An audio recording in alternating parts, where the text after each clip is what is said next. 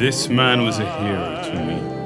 Not just a great tenor, but the tenor of the world. As a young singer, I would watch these concerts of him with white tie or tails or shirt open on a stage somewhere exotic, often with another couple of tenors singing and with that voice, that glorious, dark, passionate voice, and I'd think, I want to be like him. How could I not? Look at him. He was everything I dreamed of becoming. He was handsome, charismatic, commanding. A man who could move 1,000 people with a single note.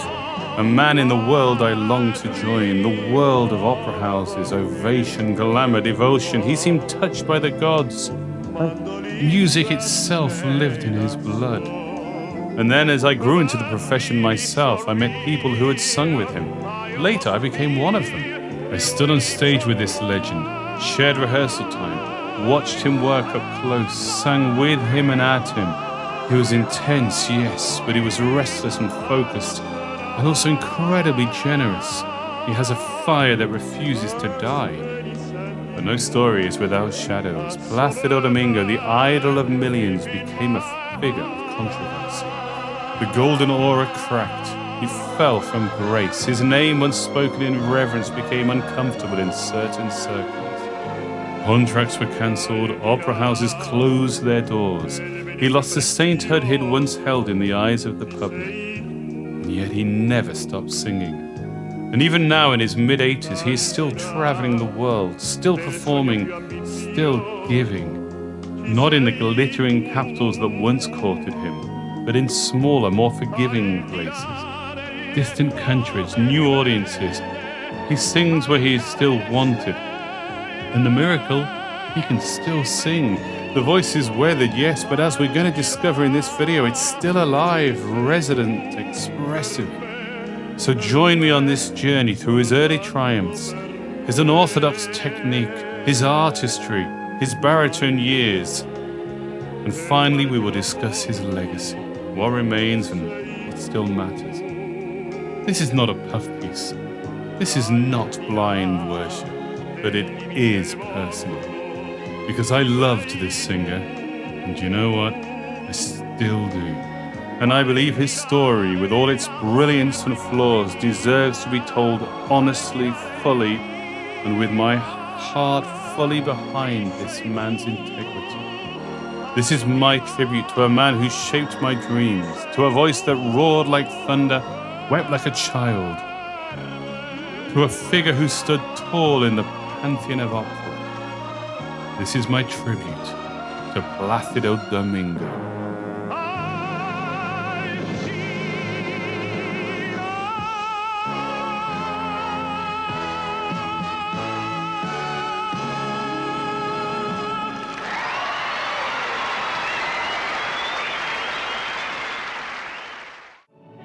I first fell in love with opera as a teenager. Sitting on the carpet in front of the TV, watching Franco Zeffirelli's film of Rigoletto, I was absolutely spellbound. The music, the costumes, the drama, and of course Pavarotti. That voice, golden, ringing, effortless. He was my first operatic love, really. But then something happened. In the late 1980s, I discovered Plácido Domingo, and my world changed. Domingo's voice wasn't as polished or bell-like as Pavarotti's. It was raw, emotional. Charged with something deeper, more dangerous. He didn't just sing the role, he was the role. His voice seemed to carry a sense of urgency, as though he was pouring out everything he had into every phrase. I became obsessed. Back then, my family didn't have much money, but I was determined to see him live. I joined the Friends of Covent Garden, scraped together every penny I could, and, with help from my brother, we bought 2 tickets to Il Trovatore. I was over the moon. Only problem was our seats were the furthest possible from the stage. Upper circle, back row, in the middle. I think we may have been closer to the moon than to Plácido Domingo. And to make matters worse, it was the infamous Piero Fagioni production, the one that got absolutely panned by the critics. Even before the premiere, Domingo gave a press conference saying he wouldn't be singing the interpolated high notes. Why? Because Londoners apparently are too reserved in their applause. he said he wouldn't have enough time to rest his voice between the end of the aria and the demanding cabaletta di quella pira. Madness. Opera Twitter would have combusted had it existed. But you know what? None of that mattered, because the moment I heard Domingo's voice floating out in the wings in Act 1, I burst into tears. Proper, silent, stunned tears. My brother still remembers that moment. He says it was like watching me fall in love. And he's right, I had. The rest of the evening passed in a haze of glory. My parents, by some miracle, had managed to snag 2 last-minute returns and ended up sitting right down in the front. They saw everything, and we saw, well, we heard. But that was enough. I saw Domingo live many times after that, thank God, and eventually I would have the unbelievable privilege of singing alongside him as a fellow soloist. More on that later. I remember once, after a performance of Othello, I stood outside the stage door in the rain, desperate for a glimpse, an autograph, a moment. I had just seen him give one of the most emotionally devastating performances I would ever witness. When I was finally let into the stage door to meet him, I congratulated him, starstruck, drenched, probably trembling, and he smiled, humble as anything, and said, "Oh, it's all Verdi."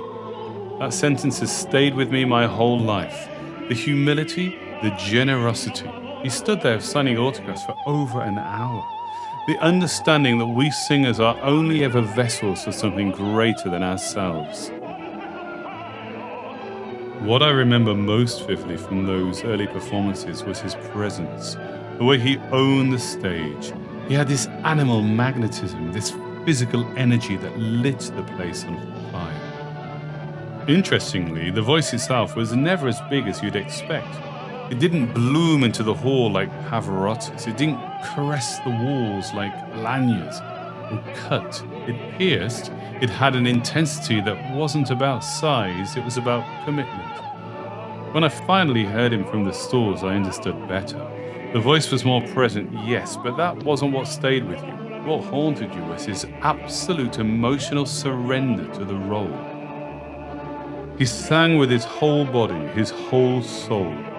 As a singer, I've spent my whole career trying to channel that wild, fearless energy, that complete immersion, that blend of technique and instinct that makes something unforgettable. And its film performances, Otello, Don Carlo, La Fanciulla del West, they're still to me some of the finest examples of operatic storytelling ever recorded. The exuded passion, and yes, sexual energy.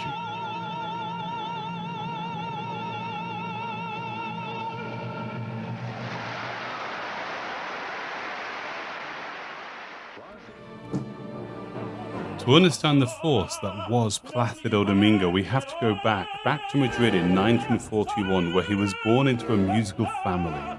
His parents were both zarzuela singers, and from the very beginning, music was simply the air he breathed. When he was just 8 years old, the family emigrated to Mexico, and it was there, far from the grand European opera houses, that Domingo began to shape himself. He studied piano, conducting, and voice at the National Conservatory in Mexico City. But even then, no one could have predicted the scale of what was to come. He made his operatic debut as Alfredo in La Traviata in 1959. Before that, he sang baritone repertoire in Zarzuela. What's more astonishing is that Domingo famously claimed he never had a formal voice teacher. He would often say in interviews, "I taught myself." Whether entirely true or not, it speaks to something essential about him. The sense of an artist driven from within, self-directed, self-forged, listening, learning and absorbing from the stage itself. And that stage welcomed him with open arms. By the 1960s, he was singing on the world's greatest stages: Hamburg, Vienna, La Scala, Milan, and the Met. His voice wasn't just powerful, it was intelligence, a musical mind, a fearless actor. He could shape a phrase with tenderness and tear your heart out with a cry of anguish in the very next breath. He wasn't a specialist, he was an omnivore. While many tenors carved out comfortable niches with 10 or 15 core roles, Domingo pushed himself constantly. He ended up singing over 150 roles, an utterly staggering number. Verdi, Puccini, Wagner, French repertoire, Russian repertoire, Spanish zarzuela. He did it all. And then there was Otello. For many of us, Otello is the role that defines him. He sang it more than 200 times, each one a tempest of musical and emotional force. By the 1980s, he wasn't just a singer, he was a superstar. The world met him again as one of the three tenors, alongside Pavarotti and José Carreras.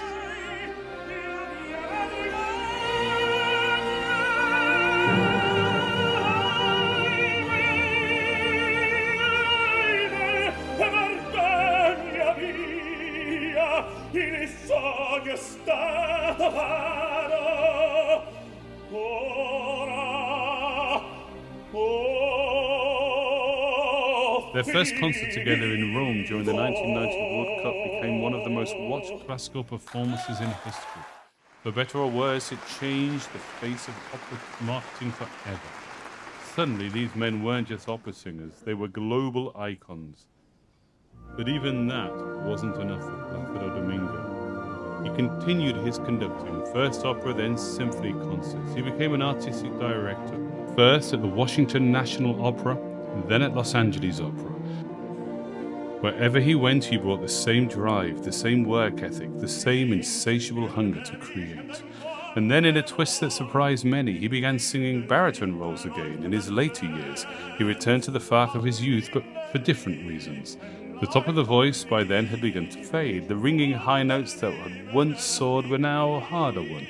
We'll speak more about this when we explore his vocal technique later, because that shift reveals a great deal about Domingo's artistry and about his limitations. Some questioned the return to baritone roles and others embraced it. For him, it was simply the next chapter in a lifelong journey of reinvention. Plácido Domingo wasn't just a great tenor. He was an institution, a phenomenon, an entire operatic universe packed into one relentless, dark-eyed, impassioned Spaniard. But the story doesn't end there, because for all the applause, all the standing ovations, all the career milestones, there is also the man behind the legend, the one I would later meet, work with, share a stage with, sing with, and yes, see up close, both in light and in shadow. That's where we go next. By the time I started at the Guildhall School of Music and Drama in 1990, I was already obsessed. Every time Domingo came to London, I went to see him, always, no matter the opera, no matter the cost. My poor student grant. I even slept an entire night on the pavement once just to get a ticket for Tosca. To say he influenced me would be a wild understatement. He wasn't just a star I admired. He shaped how I thought about opera itself. You see, I'm a singer who's defined a personal set of artistic principles over the years. I believe opera must be dramatic, visceral, embodied, dangerous. That belief was forged in the fires of watching Domingo Callas and Dmitri Chorostovsky. They taught me that opera isn't just about beautiful sounds, it's about emotional truth, about theatre, about drama at the highest human pitch. And no one ever gave me that like Plácido Domingo. I remember him throwing Iago across the stage in Otello with real violence that the singer he was acting with seemed shocked. The savage way he screamed Vittoria in Tosca, the electric, unapologetic sexuality of his Samson. Oh, Lordy, he didn't act passion, he was passion. But I'll return to that when we talk about his artistry. By the time I stood on stage with him, I'd already seen him around 7 or 8 times. I was now performing myself, small roles and understudies at the Royal Opera House. One of them was in Narumoff in The Queen of Spades, which I'd sung the season before with Dmitri. When the production returned, I wasn't scheduled to be in it until I got the call. It was quite last minute. I was back in, but this time I was sharing the stage with a man I had queued in the rain to see, with Plácido Domingo, the most famous singer in the world since Maria Callas, after Pavarotti, of course. My scene was short, a mocking little arioso, aimed directly at the tenor. I'd done it before with others, including Vladimir Galuzin, who had an extraordinary voice. But this was Plácido Domingo. This was different. We had 3 days to rehearse with him, and that was all his schedule allowed. Valery Gergiev for conducting, still the greatest maestro I've ever sung under. Gergiev didn't conduct, he channeled. It was something otherworldly. I woke up the first morning of rehearsals on fire with nerves. I got to the opera house early. I peered through the tiny window of the rehearsal room door, and there he was. It was Domingo. Normal jeans, normal clothes, already quite old. Grey, frizzy hair, wrinkled, stooped even, hunched-shouldered. But the room vibrated around him. It's too early, so I went to the canteen, heart pounding. Friends of mine laughed. Oh, him, he's just one of the boys. They'd sung with him loads. They were cool. I was not. When my moment came, I returned to the room. The director, Francesca Zambello, introduced me. He shook my hand, cool, professional. But then something happened. He turned and looked into the assistant director, a young Russian woman. His eyes narrowed. He didn't leer. He penetrated. She literally shook. Because he had that effect on women. One moment he was an older man with a hunchback. The next, sex god. It was eerie, magnetic, beyond logic. He could transform himself in an instant. We rehearsed for 3 days, including the dress. He was kind and never, ever a diva, always respectful. Susan Chilcott, who sang Lisa, God rest her soul, was radiant, and he was so gentle with her. He treated everyone with warmth. A colleague told me, he's great, one of the boys, nice to be around. Joking in the canteen, easy with everyone. Very different, they said, from when Pavarotti was in the house. Then people walked on eggshells. With Domingo, it was fun.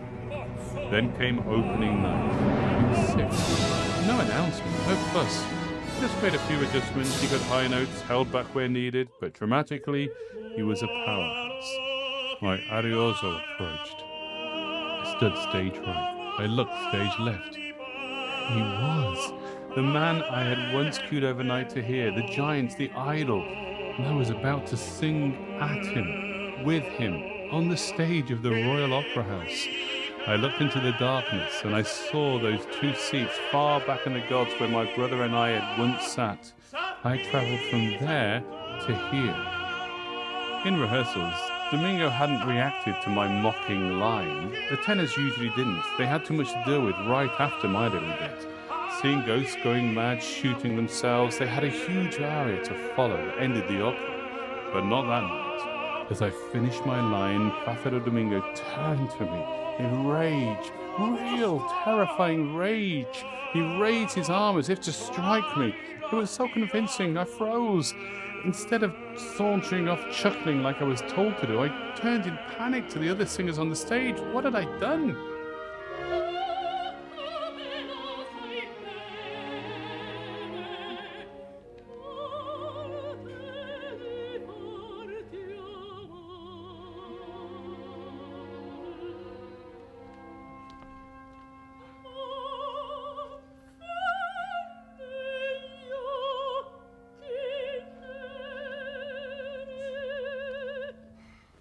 Had I done something wrong? Had I ruined something? Of course, he was acting, but with such force I'd never experienced on stage. The scene continued. He raved. He saw the ghost. He raised the gun. He shot himself. I stood there, breathless, frozen. I genuinely thought he lost it. He's gone mad. Then the curtain fell, and Domingo stood up, brushed himself off, turned to a very pretty girl in the corps de ballet that was on stage with us at the time and said, "Did you enjoy that? Would you like to go for a drink after that?" I stood there. You bastard, I thought.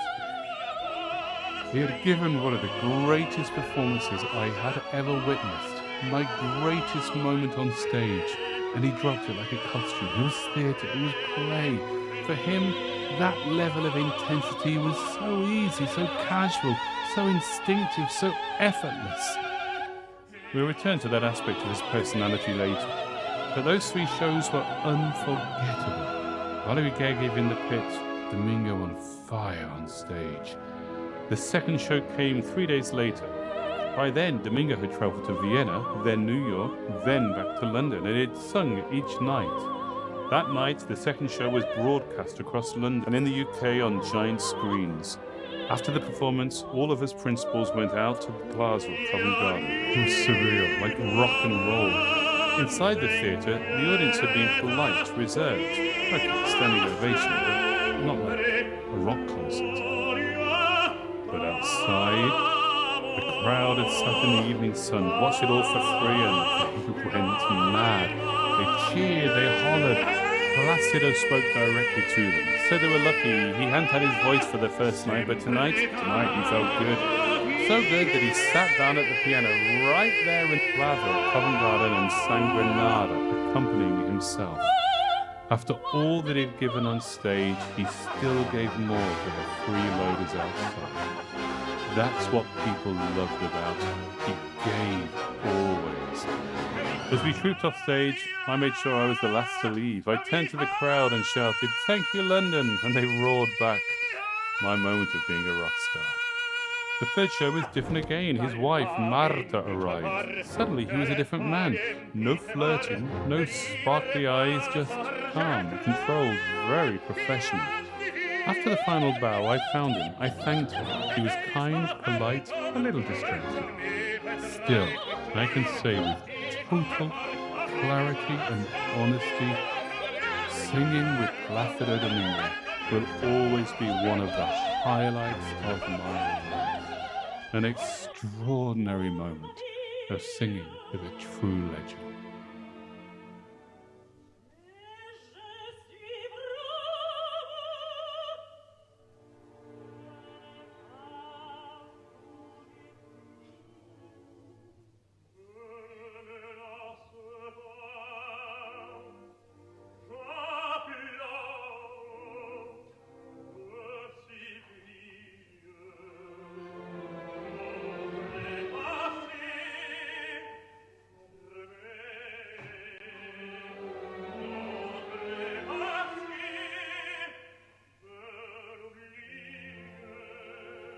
We have to talk about it. It would be dishonest to create a tribute to Plácido Domingo without addressing the controversy that surrounded him in recent years. It would be easy to ignore it, but it wouldn't be right. So, here is my take on it. Yes, the brief time I spent working with him, it was clear. Placido loved women. That much was obvious. He had a natural charm, an old-world flirtatiousness that didn't turn off when he walked into a room. But I can tell you this, never once did I see that get in the way of his work. Take Sue Chilcott, for example, our soprano in The Queen of Spades.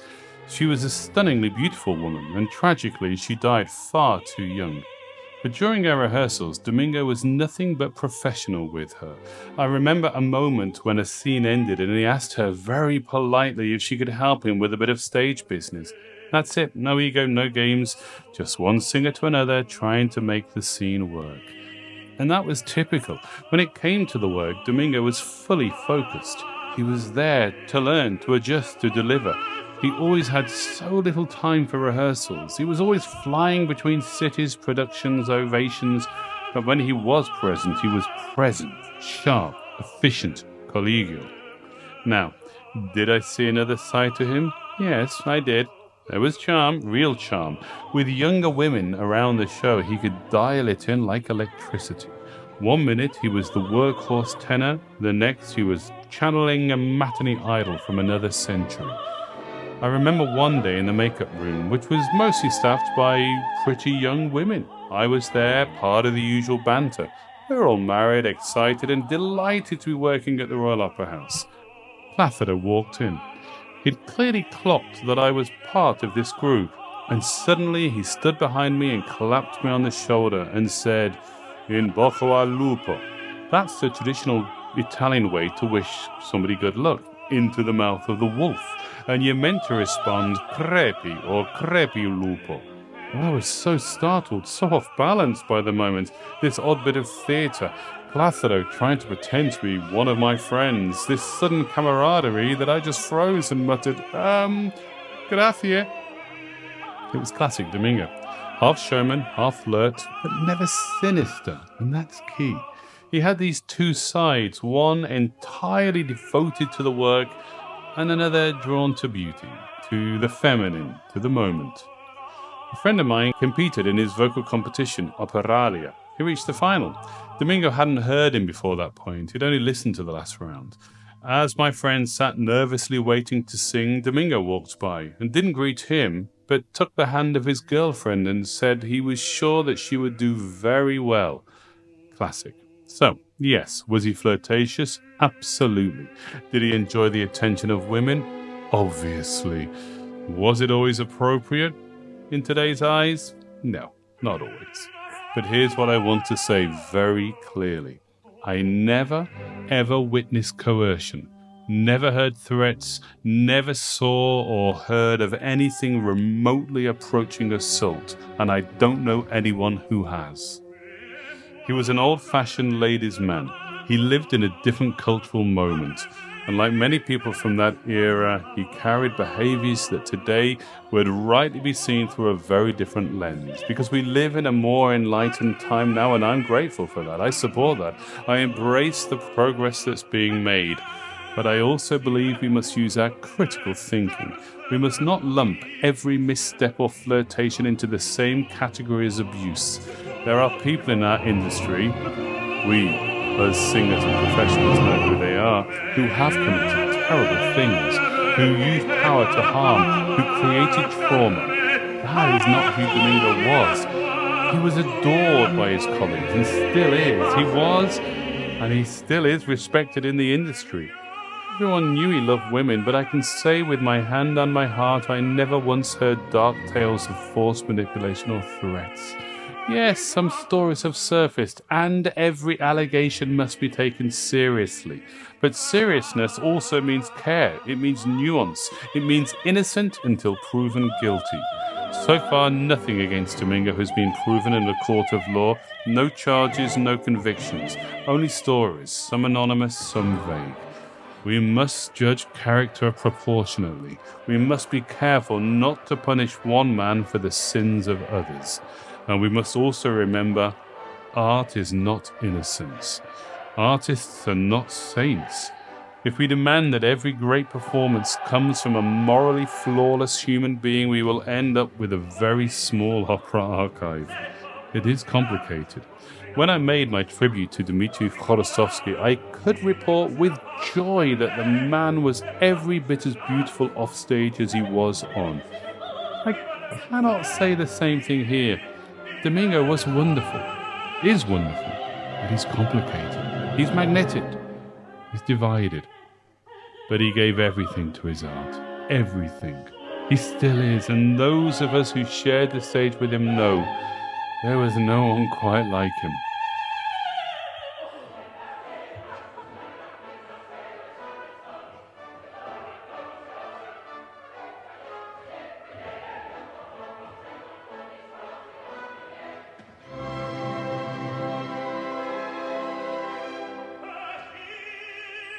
Like Callas, Domingo was never just a voice. A Domingo performance was never just another show. It always felt like something important was happening, special, as though you were witnessing a moment carved out of time. And the most extraordinary thing, he did that every night. There was a force behind his singing, a force that could overwhelm you, emotionally, even physically. The sheer intensity of it, the giving. Because Plácido Domingo never held back. He gave everything. And in his younger days, the voice itself, yes, the voice was truly beautiful. A rich, dark, baritonal tenor, that chocolatey depth, that male heat in the tone. Even when he sang more lyrical roles, the sound never lightened around the passaggio. It didn't turn like an Italian school instrument. Instead it grew, intensifying in vibration, pressing forward with energy. The larynx stayed low, giving squillo to the top notes without losing the richness beneath. Watching him now, you can see how the whole body is involved in the voice production. That technique gave him power, but not ease. He wasn't a top-note merchant. He didn't cruise up to high C's like Pavarotti. In fact, he disliked roles like the Duke in Rigoletto. It sat too high, too lyric, not his world. Strangely, he had huge success with The Tales of Hoffmann, which also sat high. Pavarotti made an album entitled The King of the High Seas. Domingo was sometimes teasingly called King of the High B's. I once spent a summer working with the great baritone Cheryl Milnes, and he told me about the Trovatore recording they did together. Domingo desperately wanted to record the climatic high C in Di Quella Piera, but it just wasn't there. Take after take, he missed it. Then suddenly, according to Cheryl, through sheer brute force and bloody-mindedness, sweating with a towel around his shoulders, he roared one out. Not a long one, not particularly beautiful, but a real gleaming high C, a battle cry. He defied nature. Pure animalistic desire. That was Domingo. His technique broke rules. He sang with his tongue shoved into the roof of his mouth for the high notes. He pushed his body. In a famous Il Tabarro from the Met that we've previously seen, you can see him sing Foglia di Gelosia with such apocalyptic force, it looks like his body might split in two. But the result? Just gobsmacking. He sang with impossible muscularity. When one watches him in his pomp, it is as if only by brute force can he reach the higher notes. Every part of his body strains to keep the voice ringing and free. The effect is of a man at the end of his emotional tether. But the sound was glorious.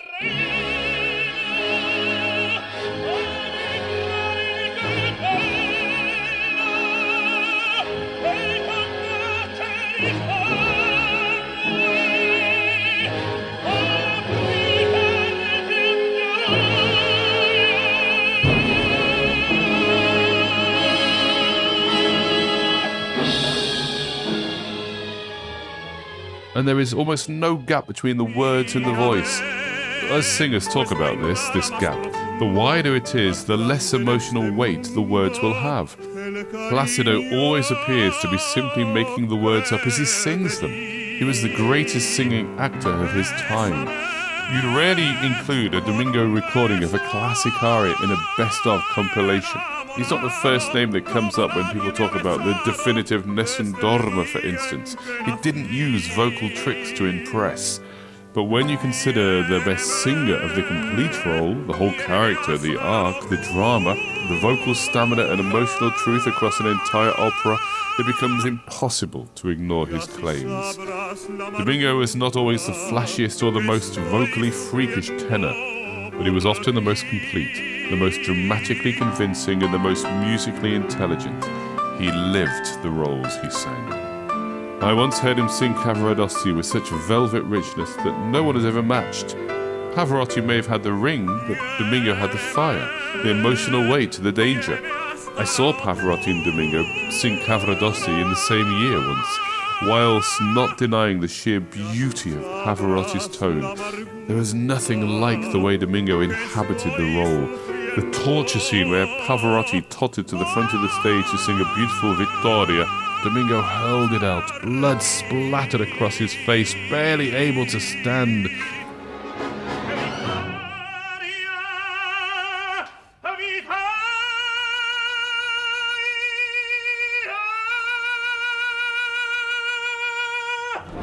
It was simply incredible. It wasn't effortless, but it was epic, unforgettable. His voice was a throbbing, emotional, sexual beast, and it became like a drug for me. And then there was the intensity. I remember watching him sing Dick Johnson in La Fanciulla del West live from the Met with my mum. It was the seduction scene where he demands a kiss from Minnie. Un bacio.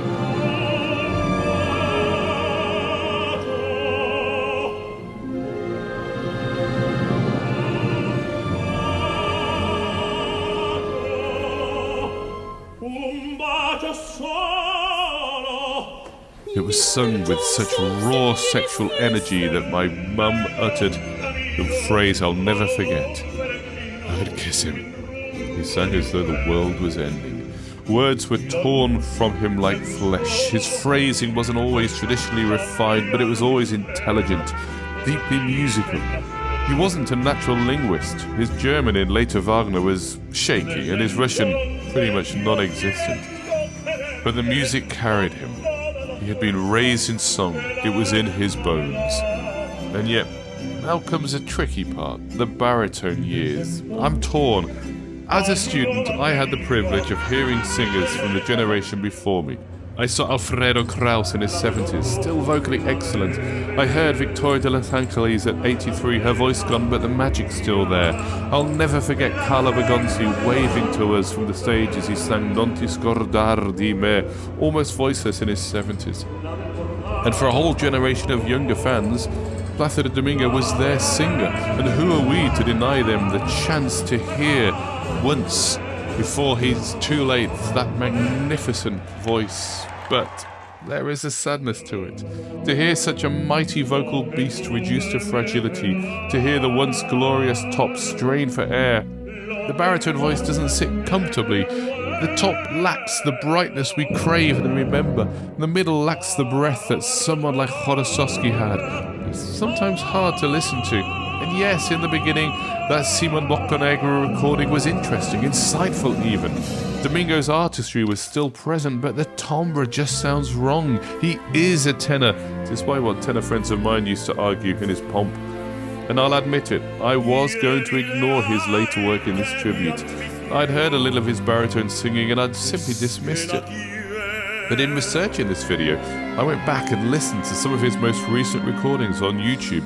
Not the baritone arias, but zarzuela and songs, sung not in grand opera houses, but in concerts around the world. And I was kind of stunned. There's a melancholy beauty in watching him sing now, in his 80s, dressed simply, no tuxedo, just an open-neck shirt, singing in places he rarely visited when he was a glamorous guest at the great houses. Now he sings in corners of the world where he's still welcome, still adored, and incredibly the voice is still there. Not just recognizable, but moving. The sound remains. Not perfect, old even, but still expressive, still capable of flight. And it's remarkable considering not just his age, but the sheer amount of notes it has endured. Domingo is still bringing joy to thousands, so why should he stop? He clearly loves it, and he can still sing. And there are thousands who will proudly boast, I heard him live, like I do about Victoria de los Angeles. I once read that a doctor told him that he risked permanent vocal damage if he didn't rest. That was 30 years ago, and he ignored it. He never stopped singing, because he couldn't. He had to give, and he gave everything, every night. He still is. I read an interview where he said he never wanted a single member of the audience to feel disappointed with his performance. He said he couldn't bear the thought of someone going home and thinking, meh. That's what still drives him, I think. The need to give, to stand before an audience and to be adored, to connect. When I watch videos of him in his prime, I remember why I fell in love with opera in the first place, why I wanted to be a singer, why I chose a life in this mad, magnificent art form, because of him. And maybe somebody hearing him this week will feel the same.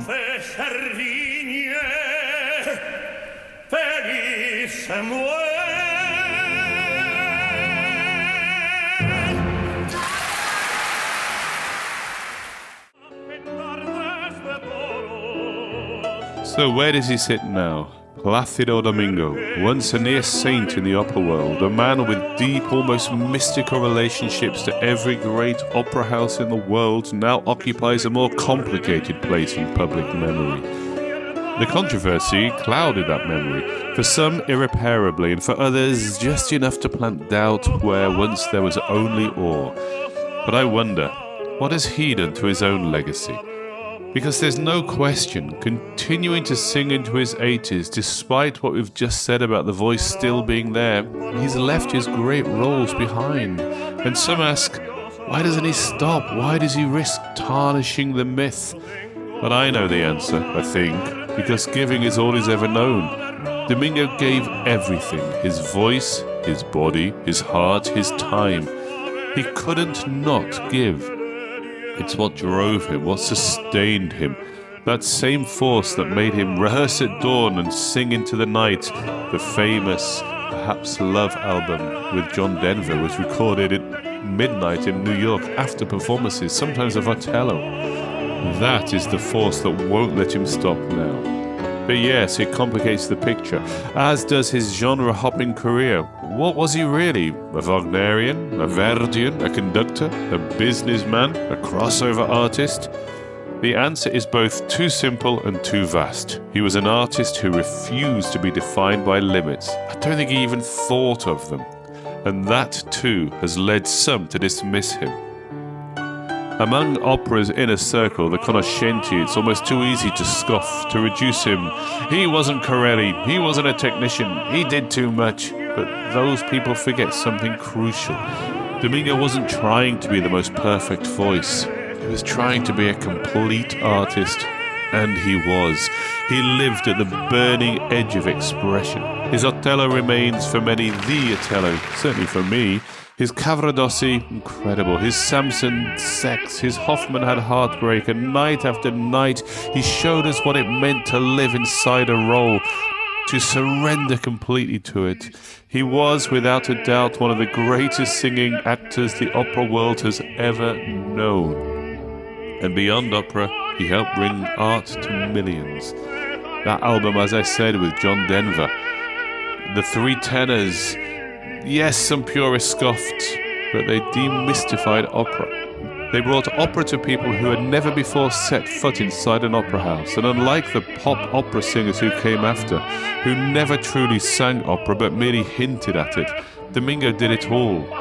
These charlatans told the audience that opera was complicated and they'd better not bother. Listen to me, I'll make it simple for you. But Domingo brought opera to people. Watch that original three tenors concert again. Pavarotti is laid back, regal, royal, remote. Carreras, elegant and compact, reaching up towards the notes. But Domingo, he's on the front foot, like an athlete at the starting line, poised, hungry, eager to give, one foot in front of the other, desperate to emote. And I think that is his legacy, and that's why he's still giving today. He was a singer who was generous with everything, his time, his passion, and yes, even his sensuality. He gave of himself without reservation. Let's also take some time to discuss how he helped so many other singers come through to fulfill their careers, not just with his famous operaria competition, but with his willingness to collaborate. He sang concerts with young singers, collaborated in crossover repertoire and more, and we, his colleagues, we just adored working with him. There will come a time, I believe, when our moral compass stabilizes again, when hindsight and maturity allow us to look back and say we were lucky to have witnessed a singer who burned so brightly for so long, and that's not to forgive him, but that's to understand him better. We will revisit the recordings, the videos, the interviews, the pirated live performances, and we'll remember what it was like when that sound filled the house, when that presence dominated the stage, and we will say, wow, we were given a gift. A singing actor of extraordinary emotional power, a man who lived his roles like no one else. So let's glorify what was glorious. Let's remember the Otellos, the Cavaradossis, the Josés, the night when that primeval energy burst through the score like a lightning strike and truly changes as only great singing can. Because Plácido Domingo was not just a great voice, he was a great opera singer. Thank you for joining me on this journey. This was not an easy tribute to make because Plácido Domingo is not a simple figure. He is a man of brilliance and contradictions, like so many of the greatest artists. I've tried to be honest about what I saw, what I felt, what I still believe. Because for all the noise, all the opinions, one thing remains unshakable. That man could sing. He sang with soul, with sweat, with courage, with fire. And for those of us lucky enough to witness it live, something was altered in us. Something was set alight. No matter how history writes him, no matter how the narrative shifts, I will always remember the nights he made the theatre shake. The nights I wept in the gods. The nights I stood beside him on stage as a colleague. So this was my tribute, not to a saint or a symbol, but to an artist who gave everything, to Plácido Domingo. Thank you.